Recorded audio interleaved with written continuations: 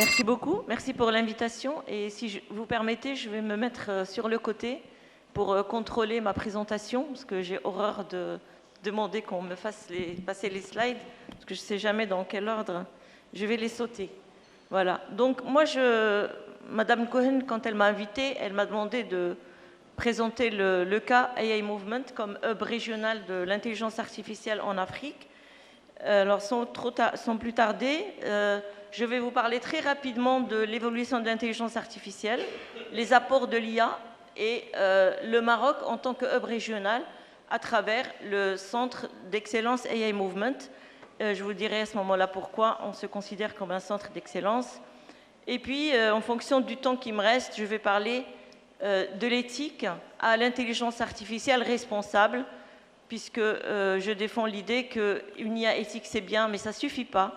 Et vous n'allez pas me contredire, messieurs les juristes, il faut des cadres réglementaires pour renforcer la loi et l'utilisation de l'IA.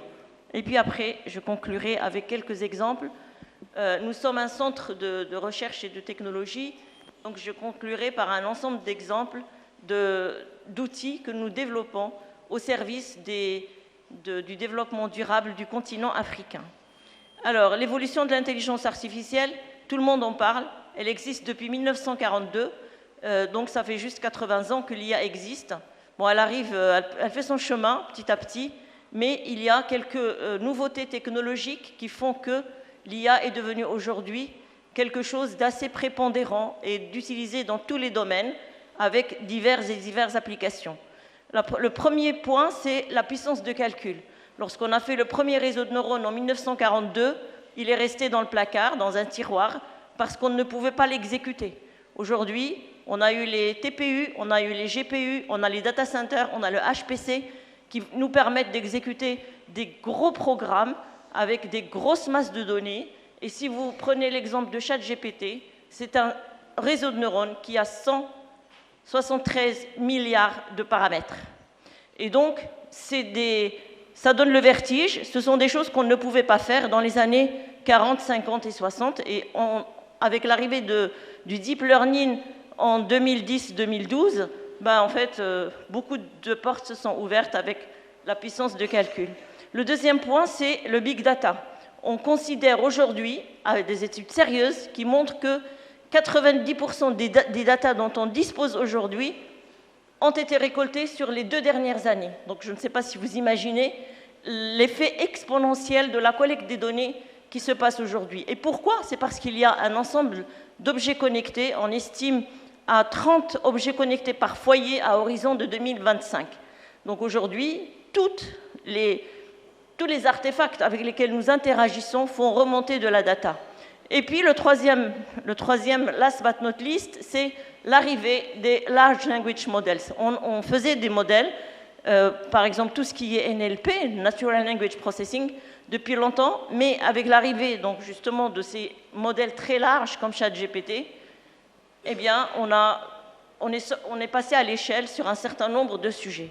Donc la concomitance de ces 3 éléments a fait que l'IA, c'est devenu quelque chose de pervasif un peu partout dans votre maison, dans votre foyer, dans votre frigo, dans votre téléphone, dans votre portable, et bientôt dans notre cerveau et dans notre corps, puisqu'aujourd'hui, on arrive aussi à plugger des puces intelligentes pour certaines thérapies. Alors, sans trop passer trop de temps là-dessus, je dirais que dans le domaine de l'intelligence artificielle, vous allez avoir 4 grandes approches. La première qui concerne le fait de penser comme les humains, et tout à l'heure, quelqu'un a parlé de la modélisation, de la cognition humaine, donc on serait dans la première catégorie. La pensée rationnelle, c'est cette pensée idéalisée, à base de logique, qu'on va retrouver dans, par exemple, les modèles d'aide à la décision. Si vous voulez octroyer un crédit bancaire, vous allez vous situer, vous êtes une banque, vous allez vous mettre dans un cadre de rationalité économique. Donc là, on va se retrouver dans cette deuxième catégorie. Agir comme les humains, on va essayer de mimétiser aussi la robotisation, elle vient abonder dans ce sens, c'est-à-dire qu'on va agir comme des humains. On va faire des robots qui marchent, des robots qui servent, des robots qui font un certain nombre de tâches. Et puis, le dernier point, c'est l'action rationnelle, c'est tout le pan de l'automatisation. Si vous allez dans l'industrie, tout ce que vous automatisez comme processus, ça rentre dans cette quatrième catégorie. Donc, mais pour faire de l'intelligence artificielle, il faut beaucoup de choses. Vous voyez, l'intelligence artificielle, elle est au sommet de cette pyramide. Donc, il y a la collecte des données avec les objets connectés, l'IoT. Vous avez tout ce qui est Internet, mobile, network, pour transférer, pour communiquer ces données. Ensuite, vous avez le big data, c'est là où vous collectez les données que vous remontez à partir des capteurs pour arriver à faire de l'IA en vous inspirant de la cognition, du machine learning, du raisonnement et d'une panoplie d'outils liés à l'intelligence artificielle. Donc, cette flèche ascendante, pour l'Afrique, elle veut dire beaucoup de choses. Est-ce qu'il y a la connectivité? Est-ce qu'il y a la donnée? Est-ce qu'on a les modèles? Où est-ce qu'on met les big data? Est-ce qu'il y a des capacités de stockage? Etc. etc. Donc ça, à chaque petite boîte, on a pléthore de défis qu'il faut relever pour faire de l'IA sur le continent africain. Bon, à droite, vous avez simplement l'ensemble des domaines des domaines d'application qui sont touchés par l'intelligence artificielle. Et vous voyez un petit rond qui s'appelle les legal tech. Aujourd'hui, on arrive aussi à faire, on n'en a pas parlé tout à l'heure, mais j'ai une amie à Paris qui a une start-up qui fait de la recherche de jurisprudence dans les conférences de droit, à partir de multimodalités. Donc il y a les textes, mais il y a aussi la voix. Elle va chercher dans les audios des conférences. Alors le point d'inflexion est le suivant. On est passé de l'automatisation, ce qu'on a fait pendant des années, à quelque chose qu'on va appeler l'autonomisation. Et c'est ça qui a fait qu'avec ChatGPT, on a eu une sorte de remise en question. C'est le travail intellectuel de l'homme avec l'IA générative est devenu remplaçable par la machine. Vous avez des gens qui ne savent pas dessiner, un outil de machine learning, d'IA générative, va vous sortir tous les tableaux avec tous les transferts de style que vous voulez. Moi, dans mon centre, on fait du Picasso, on fait du Van Gogh, on fait tout ce qu'on veut en un clic. Et donc, le transfert de style, aujourd'hui, c'est une forme d'IA générative, mais la voix, la parole et toutes ces choses-là interpellent sur la place de l'intelligence artificielle relativement à l'intelligence humaine.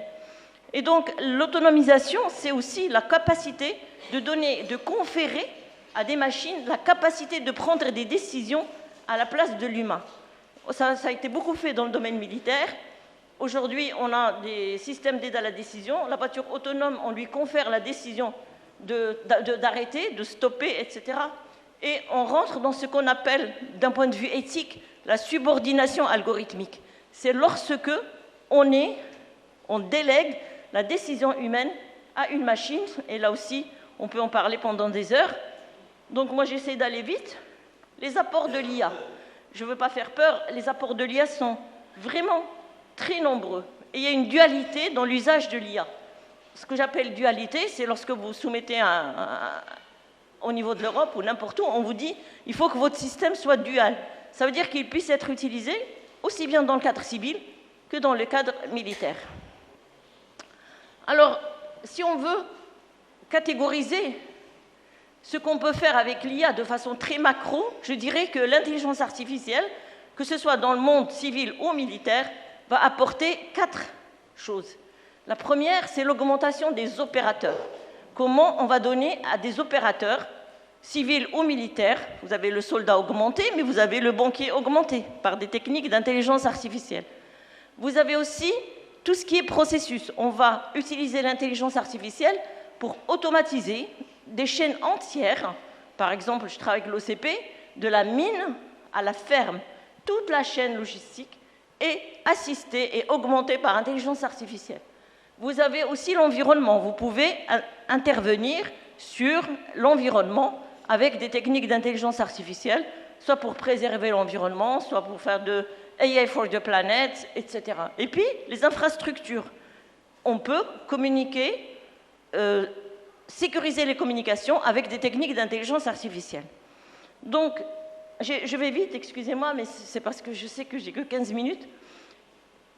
Donc, les domaines d'application sont très variés, très divers. Il n'y a pas un seul domaine aujourd'hui qui échappe à l'intelligence artificielle, et on va y revenir un peu plus tard.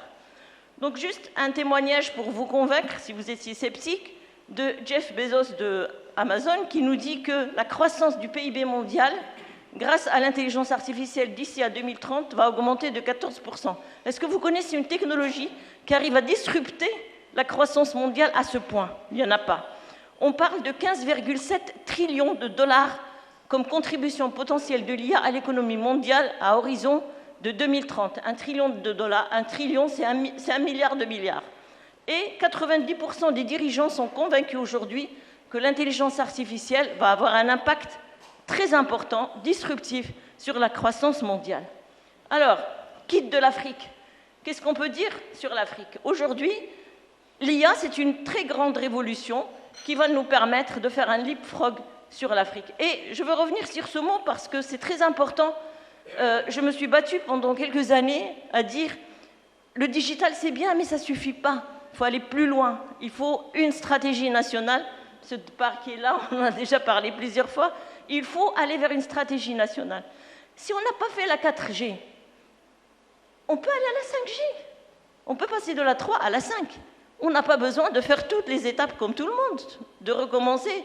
Et donc, pour moi, le digital, c'est très important. Mais aujourd'hui, il y a urgence à se mettre à l'intelligence artificielle. Et je vais vous donner des exemples pour vous montrer que le digital ne règle pas certains problèmes.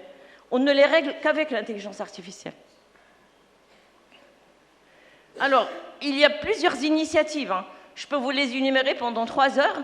Des initiatives en Afrique. Par exemple, l'Afrique du Sud, qui définit une feuille de route pour une stratégie africaine. Le Kenya, le Bénin, qui a défini sa stratégie nationale. Bon, il y a vraiment beaucoup d'initiatives, très parcellaires, par-ci, par-là, sur le continent. Mais ce qui est certain, c'est qu'il y a une conscience du besoin de stratégie nationale et africaine. Et ça, on peut s'inspirer de ce qui s'est passé en Europe. Quand la Commission européenne a dit, bon voilà, il faut faire une stratégie européenne, quitte à ce que chacun dans son pays, dans les 27 pays de l'Europe, définisse sa stratégie, l'améliore, l'adapte, etc. Et donc, au niveau de l'Afrique, on est de nombreux acteurs aujourd'hui à dire qu'il est très important d'aller vers quelque chose d'assez fédérateur sur le continent. Alors, il y a l'UNESCO qui accompagne beaucoup ce qui se passe au niveau de l'IA sur l'Afrique. Et alors, on peut se poser la question au Maroc, et là, je vais avoir un petit biais, qui est celui de l'université que je connais, donc mon université, qui est l'université Mohamed VI Polytechnique. Pourquoi? Parce que, avec le M6P, c'était une des premières initiatives au niveau africain, en 2018, qui a fait la déclaration de Ben Gurir pour introduire l'intelligence artificielle sur le continent. L'UM6P a aussi investi dans le plus grand data center d'Afrique. Jusqu'alors, c'était l'Afrique du Sud qui détenait le plus grand data center, et quand l'université Mohamed VI a investi dans ce nouveau data center, donc 3,1 pétaflops, c'est le plus grand, bon, c'est pas énorme, mais c'est le plus grand aujourd'hui sur le continent.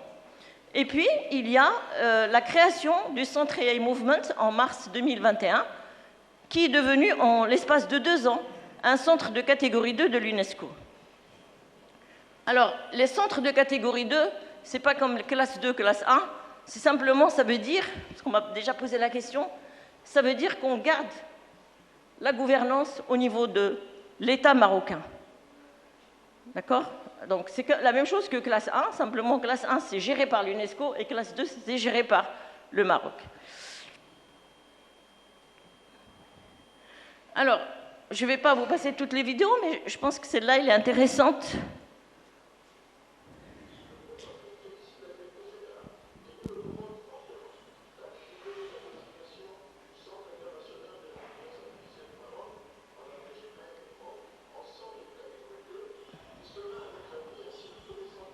Je ne sais pas si vous entendez. Non. Ok, alors ici, c'est le responsable, c'est le représentant de tout le groupe Afrique au niveau de l'UNESCO, et à droite, c'est le représentant des pays arabes. Et les deux qui soutiennent le passage de AI Movement en centre de catégorie 2, ça va nous faire gagner du temps. Ici, vous avez une communication de l'UNESCO qui déclare AI Movement comme centre de catégorie 2 en disant que 194 États membres ont été d'accord pour déclarer AI Movement centre de catégorie 2. Donc en fait, ça veut dire quoi? Ça veut dire que nous, on va faire des actions, on va développer des programmes qui sont alignés avec la vision de l'UNESCO sur le développement durable. Alors, je vais passer de l'éthique à l'IA responsable. On parle beaucoup d'éthique, on parle aussi d'éthique washing. Tout le monde veut faire de l'éthique pour se dédouaner un petit peu. Donc, moi, je pense que l'éthique, c'est bien, ça ne suffit pas, il faut de la régulation. Les deux sont complémentaires. Et pour faire de l'IA responsable, il faut avoir une bonne gouvernance de l'intelligence artificielle pour faire court. Donc, juste pour vous dire qu'il y a 117 initiatives entre 2015 et 2020 sur l'éthique de l'intelligence artificielle. On s'y perd un peu. Peut-être les recommandations les plus visibles sont celles de l'UNESCO, il y a 2 ans, qui ont obtenu quand même l'agrément de 113 États membres. Mais là encore, pour arriver à mettre tout le monde autour d'une table et avoir un consensus, il fallait trouver un dénominateur commun. Donc, quand on va après appliquer ces principes éthiques quelque part dans un pays, eh ben, il faut s'accommoder avec la culture locale, il faut s'accommoder avec les règles locales, etc. Mais c'est intéressant, en tout cas. Et moi, ce qui m'intéresse, c'est la gouvernance de l'intelligence artificielle. Nous avons créé un master exécutif AI Governance and Practice, qui marche très très bien, pour dire que maintenant qu'on a sous la main l'intelligence artificielle, il faut faire attention à un certain nombre d'enjeux, que moi je répertorie en nombre de 8. Donc les enjeux éthiques en premier, mais aussi les enjeux de la réglementation, les enjeux de la gestion des données, tout ça, ça se complète. Les enjeux de l'acceptabilité sociale, il ne faut pas qu'on oublie qu'il y a des gens qui sont complètement perdus quand il s'agit de technologies de pointe. On a parlé pendant des années de la rupture informatique, numérique. Ben là, il va y avoir une belle rupture d'intelligence artificielle et on n'est pas préparé. C'est une infime minorité de la population qui est capable de comprendre ce qui se passe. Faute d'y avoir été préparé. La responsabilité, les enjeux de la responsabilité, je vais revenir dessus. Les enjeux de l'impact sur l'emploi, et là aussi, il y a plein de choses à dire. On sait qu'aujourd'hui, il y a des études de Gartner, justement, qui disent que 97 millions d'emplois vont apparaître, contre 85 qui vont disparaître. Quand vous regardez la liste des emplois qui apparaissent et de ceux qui disparaissent, vous vous rendez bien compte qu'ils ne vont pas apparaître au même endroit et ils ne vont pas disparaître au même endroit. C'est-à-dire, les pays du Nord vont être largement favorisés parce que c'est des métiers très techniques. Regardez, il y a 10 ans, avant le RGPD, DPO, personne ne connaissait. Maintenant, il y a des DPO dans toutes les entreprises. Est-ce que nous, au Maroc, on a des gens qui vont être capables d'auditer les algorithmes en regardant le AI Act? Combien? 0,005%. Qui va faire ça? Si on doit faire des algorithmes qu'on veut exporter à l'international, ben, il va falloir qu'on s'y mette. Les enjeux de l'interopérabilité et les enjeux de la transparence. Pour des questions de fairness, d'équité, d'égalité, il faut être en mesure d'expliquer. Il faut que les algorithmes soient transparents.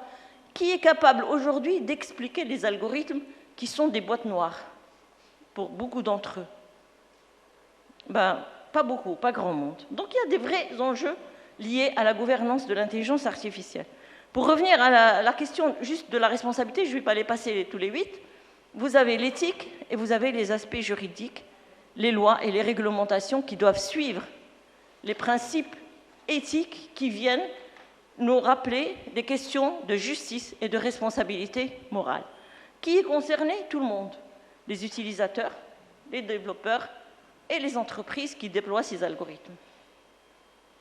Alors, notre vision au sein de AI Movement, c'est de faire de l'asservissement de l'intelligence artificielle pour la réalisation des objectifs de développement durable dans un cadre éthique et responsable. Quand on dit ça, on regarde tous les objectifs de développement durable, qui sont au nombre de 17, en les décortiquant, on trouve qu'on a 79% de ces objectifs de développement durable qui peuvent être améliorés ou atteints grâce à l'intelligence artificielle. Et je vais vous balayer un peu quelques exemples que nous développons au sein du centre. Il n'y a vraiment pas moyen d'avoir le son.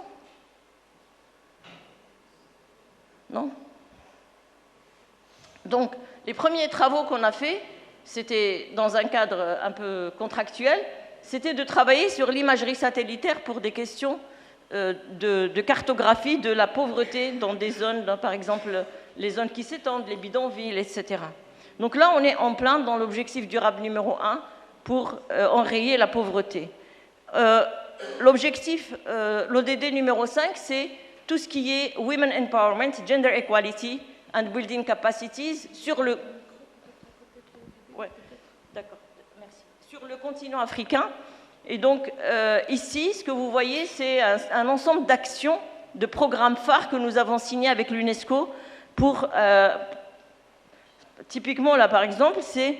On a accueilli, on forme 150 femmes entrepreneurs, on les accompagne de la formation jusqu'à l'incubation et la levée de fonds, donc sur place, au sein de AI Movement. Bon, voilà, l'égalité des sexes, les activités, d'autres activités. On travaille beaucoup sur les OCR et puis associé aux Large Language Models pour l'interprétation de documents. Et ça, c'est un exemple intéressant. En fait, pourquoi on a fait ce projet? Parce que on s'est rendu compte, bon, je vais laisser, parce que de toute façon, on n'entend pas, donc je peux parler en parallèle.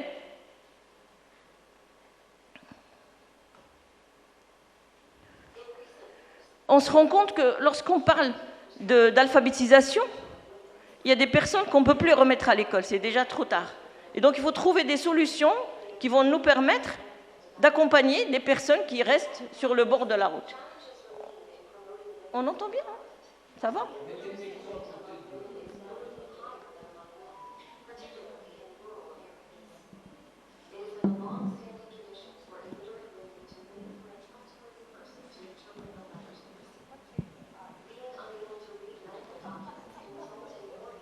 En fait, vous avez des femmes qui ratent des deadlines, vous avez des femmes qui ne sont pas capables de lire des documents, qui doivent attendre la voisine pour leur lire une lettre, etc. Et ces gens-là, qu'est-ce qu'on en fait? Eh ben, aujourd'hui, on a un outil qui est extraordinaire, qui est les LLM. On donne l'outil, la personne, elle scanne son document, et l'application va lui lire le document. Elle ne va pas lui lire, elle va lui résumer, lui expliquer le document. Donc on va beaucoup plus loin que ce qu'on fait. Là, ici, si vous voyez la démo, là, c'est une ordonnance. À volonté, hein. Elle n'a pas besoin d'être stressée. Elle va lire son ordonnance, elle va scanner son ordonnance, et l'application, elle peut la faire marcher. On a bien vu que dans le rural, bon, beaucoup de gens utilisent WhatsApp. D'accord? Donc le vocal, c'est vraiment ce qui marche le mieux aujourd'hui. Donc comment on va faire? Ben, on travaille sur le texte dans une langue donnée. La dame, elle choisit le langage cible. Elle veut de l'arabe, elle veut derija, elle veut du français. Moi, je reçois un document en allemand, je ne sais pas lire, je peux le faire transférer vers l'anglais ou vers le français. Et donc ici, vous avez l'application EIMA qui va lui parler. Si on l'entendait bien, elle ne lit pas l'ordonnance. Elle restitue le contenu de façon intelligente. Ce n'est pas la même chose. Et donc ça peut être utilisé pour différentes applications. Ça peut être des ordonnances, ça peut être un billet de train, ça peut être beaucoup de choses. Même un billet de train, vous pouvez faire de la valeur ajoutée en disant à la personne, ça peut être aussi pour des textes juridiques, pour expliquer des choses. Et donc là, on rencontre un problème, pourquoi je vous ai dit que la digitalisation ne suffit pas tout à l'heure. On rencontre un problème de textes comme ça. Alors ça, c'est ça c'est facile à lire. Mais parfois, vous avez des documents qui sont écrits par des idouls. Alors, mais vraiment, il faut être assez fort hein, pour les lire. Et alors, comment est-ce qu'on fait? Il n'y a pas deux idouls qui écrivent pareil. D'accord? Même entre eux, ils ne sont pas d'accord en général, s'ils vont de pair. Et donc, qu'est-ce qu'on fait? On veut digitaliser. OK, l'administration publique, c'est une très bonne initiative. Mais comment on va faire? Vous avez les extraits d'actes de naissance, vous avez les actes de mariage, vous avez l'héritage, vous avez tout qui est écrit comme ça, mais en pire. D'accord? Eh bien, on travaille là-dessus, et avec du machine learning, avec des OCR, avec des tas de techniques, que je ne vais pas détailler ici, on arrive petit à petit à générer des choses qui sont digitalisables. Ça veut dire qu'ils sont numérisables. Vous pouvez les mettre dans une machine, et après, c'est à vous de lancer tous les algorithmes de recherche, de comparaison, etc. dessus. Voilà, ici, c'est les ODD numéro 11, c'est plus lié à la Smart City. Donc là, ce que vous voyez, c'est une optimisation du fuel, de l'argent, du temps, etc. On n'a plus besoin de faire le tour de la ville, on a tout sur place, on a des capteurs qui nous remontent les informations et on est capable de traiter de façon intelligente et optimiser surtout. Ici, en l'occurrence, c'était sur la ville verte de Bengale, tout ce qui est déchets. Bon, on a d'autres choses liées à l'industrie avec l'OCP, je vais passer vite. Mais il y a un ODD qui m'est particulièrement cher, c'est celui de l'éducation. Alors, nous, on fait plusieurs types de formations. Donc, on fait des cursus spéciaux. Je vous ai dit, on fait un master exécutif AI Governance and Practice, parce qu'on veut avoir, on est conscient qu'il faut avoir une double compétence. Une compétence technique et une compétence pour comprendre les textes et les lois qui vont arriver, qui vont nous tomber dessus. D'accord ? Donc ça, c'est tout ce qui est la gouvernance dont j'ai parlé tout à l'heure de l'intelligence artificielle à travers les 8 enjeux. La deuxième chose, c'est tout ce qui concerne les enfants. Moi, je crois qu'aujourd'hui, il faut former les 8-14 ans. Et donc, on a lancé un master junior pour les 8-14 ans qui marche du tonnerre. Limite, il marche mieux que le premier. Et puis, on a des cursus spéciaux, des formations un peu particulières. Donc, je vais vous montrer juste le master junior que nous avons lancé sur une petite promotion l'année dernière pour faire une preuve de concept, mais aujourd'hui, on va le généraliser. Donc, on a 2 vecteurs de généralisation. Il y a le rural qui intéresse la Fondation OCP, donc dans les écoles. Bon, et il y a les lycées marocains, enfin, c'est 8-14 ans, donc c'est un peu la fin de l'école primaire et le collège. Pourquoi ? Parce qu'en fait, ce sont les futurs ingénieurs de demain. Dans 4 ans, si j'ai 14 ans aujourd'hui, dans 4 ans, je suis à l'université. Et donc, ça va très, très vite. On est déjà à la 2e cohorte. Alors, qu'est-ce qu'on leur apprend ? On leur apprend à coder, mais pas que, à faire de la musique, donc de l'IA générative. On leur apprend aussi des choses autour de l'éthique et on les sensibilise aux problèmes de le cyberharcèlement, la cybersécurité, etc. sur Internet. Et à la fin, bon, c'est une dizaine de séances, 12 séances exactement, on leur donne un certificat et après, ils peuvent construire à partir de là. Et on a des retours très positifs des parents qui nous disent qu'après cette formation, ben, ils continuent à faire des choses, à devenir autodidactes sur un certain nombre d'outils informatiques. Voilà, donc je vais conclure avec notre vision, c'est la fin, hein, avec notre vision panafricaine qui n'a pas démarré avec notre labellisation en tant que centre de catégorie 2. On a été labellisé parce qu'on était déjà à fond dans une vision panafricaine. On a un certain nombre de programmes phares pour lesquels nous avons signé des accords avec l'UNESCO, la priorité Afrique, donc il y a un secteur qui s'appelle la priorité Afrique, et qui nous accompagne sur un certain nombre de sujets. Ici, vous voyez les femmes africaines, donc elles sont parties en larmes, elles étaient tellement contentes d'être accompagnées sur cette année, et là, la 2e année, donc on en finance 8, donc là, on avait 34 femmes de 11 nationalités différentes. Sur les 34, on en a sélectionné 8. On finance la première année, d'accord ? On fait de l'incubation. Et après, si on voit que c'est des projets qui sont... Donc ça, c'est de l'innovation, hein, c'est toutes des femmes qui ont déjà des projets d'entreprise, de start-up, etc. Notre objectif, c'est que dans 2-3 ans, si on arrive à avoir quelques licornes africaines, ça serait vraiment top. Et si en plus, c'est des femmes qui les portent, moi, je serais ravie. Voilà. Donc, bon, je termine sur notre participation à un certain nombre, à tous les forums sous-régionaux. On accompagne l'UNESCO, et l'UNESCO nous accompagne aussi là-dessus. Et je terminerai avec ça. C'est pour moi, l'intelligence artificielle, il ne faut pas en avoir peur. C'est une collaboration entre l'homme et la machine.